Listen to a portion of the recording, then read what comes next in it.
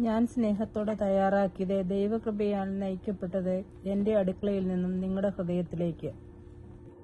നമുക്കൊന്നൊരു മീൻ പൊള്ളിക്കാം കേട്ടോ. ഞാനിവിടെ മീൻ പൊള്ളിക്കുന്നതിന് വേണ്ടിയിട്ട് ആഗോലിയാണ് എടുത്തേക്കണത്. ആഗോലി മുളക് പൊടിയും മഞ്ഞൾപ്പൊടിയും കുരുമുളക് പൊടിയും തേച്ചിട്ട് മാരിനേറ്റ് ചെയ്ത് വെച്ചിട്ടുണ്ട്. 2 മീൻ എടുത്തിട്ടുണ്ട്. അതുപോലെ തന്നെ അതിലേക്ക് ആവശ്യമുള്ള സാധനങ്ങൾ ഉള്ളി അരിഞ്ഞു വെച്ചിട്ടുണ്ട്, 2 ചെറിയ തക്കാളി എടുത്തിട്ടുണ്ട്, കുറച്ച് ഇഞ്ചി അരിഞ്ഞ് ചെറുതായിട്ട് കനം കുറച്ച് അരിഞ്ഞെടുത്തിട്ടുണ്ട്. അതുപോലെ തന്നെ കുറച്ച് വെളുത്തുള്ളിയും അരിഞ്ഞെടുത്തിട്ടുണ്ട്. ഓക്കെ, ഇനി എങ്ങനെ ഇതുണ്ടാക്കുന്നതെന്ന് നോക്കാം. ചൂടായ എണ്ണയിലേക്ക് മീൻ ഇട്ട് കൊടുത്തിട്ടുണ്ട്. ഇനി നമുക്കത് പതിയൊന്ന് അടച്ചു വെച്ച് ഫ്രൈ ചെയ്യാം. അടച്ചു വെച്ച് കഴിയുമ്പോൾ അതിൽ ആവിയിൽ ഇറങ്ങി അതൊന്ന് വേഗം, മീനിന്റെ ഉൾഭാഗമൊക്കെ ഒന്ന് വേഗം. വേഗതിന് ശേഷം നമുക്ക് അടപ്പ് തുറന്ന് വെച്ചിട്ട് പിന്നെ പതിയൊന്ന് ഫ്രൈ ചെയ്തെടുക്കാം. മീൻ ഫുള്ളായിട്ടും ഇതിൽ തന്നെ വേകണം കേട്ടോ. നമ്മൾ ഈ ഫ്രൈ ചെയ്യുന്ന സമയത്ത് തന്നെ മീൻ വേകണം. എന്നാന്ന് വെച്ചാൽ മീൻ പൊള്ളിക്കുന്ന സമയത്ത് അധികം വേവൊന്നും അതിലേക്ക് പോകത്തില്ല. അപ്പോൾ ആക്ച്വലി മീൻ വേവിക്കുന്നത് നമ്മൾ ഈ ഫ്രൈ ചെയ്യുന്ന സമയത്ത് തന്നെ മീനിന്റെ അകവും വെന്തിരിക്കണം കേട്ടോ. അപ്പം നമ്മുടെ ഫിഷ് നന്നായിട്ട് വെന്ത് മുരിഞ്ഞു വന്നിട്ടുണ്ട് കേട്ടോ. ഞാനിതൊരു ഇതിൽ നിന്ന് മാറ്റിയിട്ട് നമുക്ക് ഈ പാനിലേക്ക് തന്നെ മസാല റെഡിയാക്കാം. അപ്പം നമ്മുടെ മീൻ വറുത്ത് വെച്ചിട്ടുണ്ട്. ഇനിയിപ്പം നമുക്ക് അതിന്റെ ബാക്കിയുള്ള എണ്ണയിലേക്ക് ഒരു 2 കടുകും ഉലുവയും ഇട്ട് പൊട്ടിക്കുക. ഇതിൽ തന്നെ നമുക്ക് മസാല ഉണ്ടാക്കി എടുക്കാം കേട്ടോ. ഫ്ലെയിം നല്ലപോലെ കുറച്ച് വെക്കണം കേട്ടോ, അല്ലെങ്കിൽ എണ്ണ ഇത് കടുകൊക്കെ ഇട്ട് കഴിയുമ്പോൾ കരിഞ്ഞു പോവും. വളരെ നല്ല കുറച്ച് വെച്ചിട്ട് വേണം. ഞാൻ 2-3 കടുക് ഇട്ട് കൊടുത്തിട്ടുണ്ട്. അതുപോലെ തന്നെ 2-3 ഉലുവ ഇട്ട് കൊടുത്തിട്ടുണ്ട്. ഉലുവ മസ്റ്റായിട്ട് ചേർക്കണം കേട്ടോ. ഉലുവ മൂത്ത് വരുമ്പോൾ നല്ലൊരു പ്രത്യേക ഒരു ഫ്ലേവറാണ് കറിക്ക് കിട്ടുന്നത് എപ്പോഴും. ഉലുവയും കടുകും പൊട്ടി വരുന്നുണ്ട്. നമുക്ക് അതിലേക്ക് അരിഞ്ഞു വെച്ചിരിക്കുന്ന ഉള്ളി ചേർത്ത് കൊടുക്കാം. ഉള്ളി പതിയൊന്ന് മൂത്ത് വരുമ്പോൾ ബാക്കിയുള്ള ഇഞ്ചി വെളുത്തുള്ളിയൊക്കെ ചേർത്ത് കൊടുക്കാം.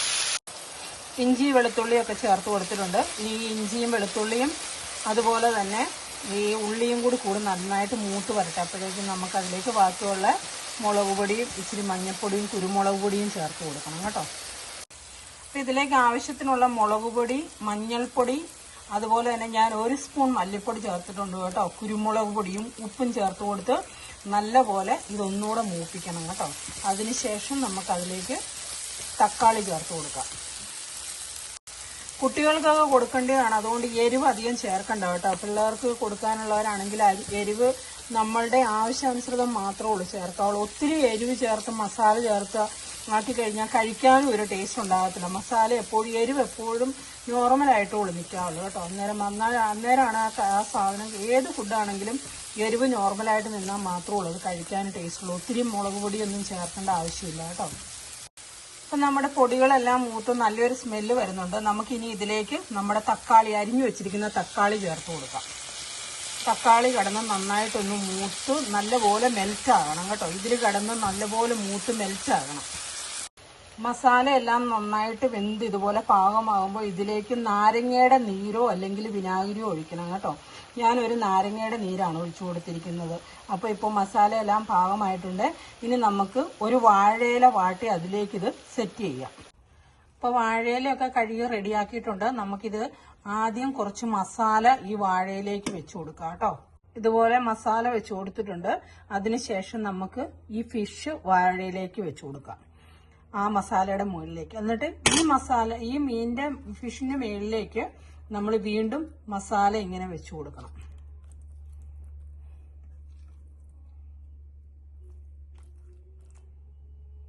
ഇതുകൊണ്ടോ ഇങ്ങനെ മീനിന്റെ മുകളിലേക്ക് മസാല വീണ്ടും തേച്ച് കൊടുത്തതിന് ശേഷം അപ്പം നമ്മളിതിങ്ങനെ വാഴയിലയിൽ നല്ലതായിട്ട് പാക്ക് ചെയ്തെടുത്തിട്ടുണ്ട്. ഞാൻ നൂല് ഉപയോഗിച്ചാണ് ഇത് കെട്ടിയിരിക്കുന്നത്. നിങ്ങൾക്ക് വാഴനാർ ഉപയോഗിച്ച് കെട്ടാം, പക്ഷെ ഞാൻ വാഴനാർ എടുത്തു വെക്കാൻ മറന്നുപോയി. അതുകൊണ്ട് നൂല് ഉപയോഗിച്ചാണ്. നല്ല കട്ടിയുള്ള നൂലുണ്ടായിരുന്നു, ആ നൂല് കൊണ്ടാണ് കെട്ടിയിരിക്കുന്നത്.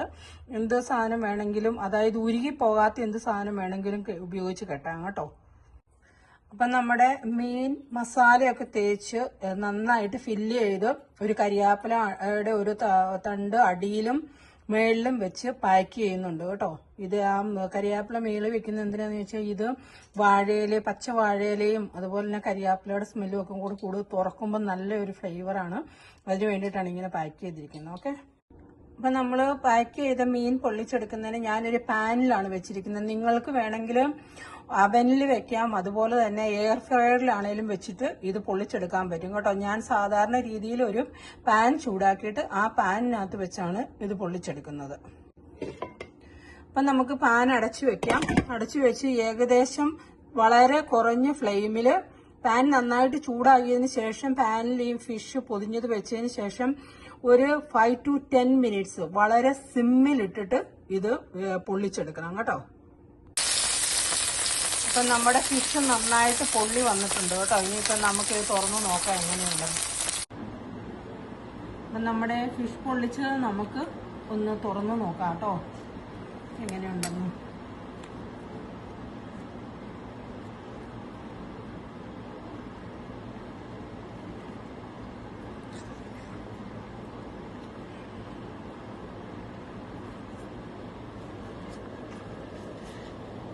ഇതുകൊണ്ട് ഇതാണ് ഫൈനൽ ലുക്ക്. അപ്പം നല്ല ചൂടാണ്, നല്ല ടേസ്റ്റിയാണ്. ട്രൈ ചെയ്ത് നോക്കുക എല്ലാവരും. Okay, thank you. God bless you.